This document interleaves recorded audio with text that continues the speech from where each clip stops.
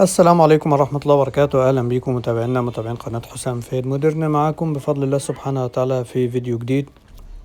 هنعرض لكم الكنبة السرير الذكية بعد التشطيب النهائي بفضل الله. الكنبة السرير الذكية يا جماعة محققة معانا بسم الله ما شاء الله أعلى مبيعات بفضل الله الفترة اللي فاتت دي. الكنبة بسم الله ما شاء الله ممتازة جدا، وفكرتها عملية وجميلة جدا جدا، سواء استخدمناها في البيت أو في مكتب. جميلة جدا جدا بسم الله ما شاء الله. تستخدم معانا ككنبة، تستخدم معانا كسرير، تستخدم معانا كمان كترابيزة سفرة أو مكتب. بسم الله ما شاء الله حاجة ممتازة جدا. تم تنفيذ الكنبة لصديق القناة المهندس عصام المغربي من الجيزة محافظة القاهرة. مساحة الكنبة من بره لبره يا جماعة 225. السرير الداخلي زي ما احنا شايفين فرد كده بقى معانا 2 ما بين المخدعين في 140 سنتي. الكنبة متطبق على خصم 10%، معاها الشحن هدية، معاها 2 مخدة هدية و4 تكوى صغيرين هدية، وبف كمان هدية. البف الصغير اللي جنب الكنبة ده يا جماعة مساحته 40 في 40 في ارتفاع 45 سنتي.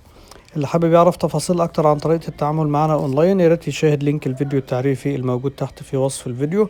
واللي حابب يزورنا، احنا مكاننا بسم الله ما شاء الله في محافظة دمياط على الطريق الدائري بجوار شركة ابن سينا للأدوية خلف شركة مياه الشرب.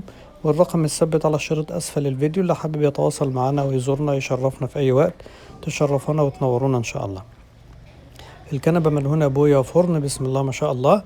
والجزء المكمل للقعدة يا جماعة زي ما احنا شايفين متركب على ميكانيزم، بقى معانا ظهر عدل، وبقى معانا كمان شازلونج، ورجع تاني بقى جزء مكمل للقعدة.